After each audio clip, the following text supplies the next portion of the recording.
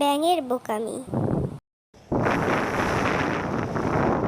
এক জঙ্গলে একটি নদী ছিল এবং তার ঠিক পাশে একটি ইঁদুরের বাসা ছিল। নদীতে একটি ব্যাঙ এবং তার পাশে একটি ইঁদুর বাস করত। ইঁদুর ও ব্যাঙ তারা খুব ভালো বন্ধু ছিল। তারা সবসময় একসাথে থাকত।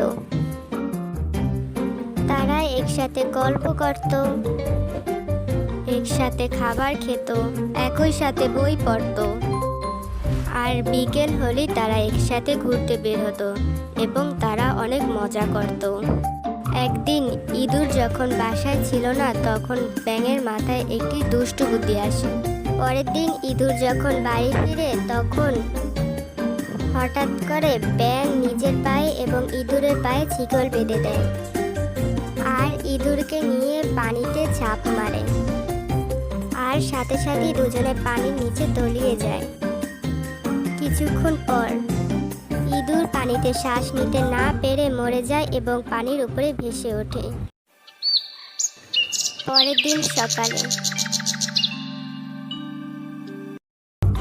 আকাশপথে একটি ঈগল যাচ্ছিল। তখন তার নজর নিচে পড়ে এবং সে সেখানে যায়।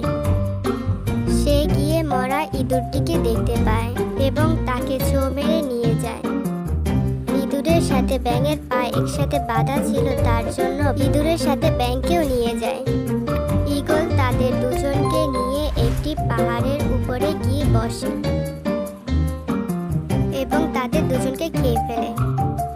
ঈগল তাদের দুজনকে খেয়ে বেশ ভালোই মজা পায় এবং মনের আনন্দে সে আকাশে আবার ফিরে যায়।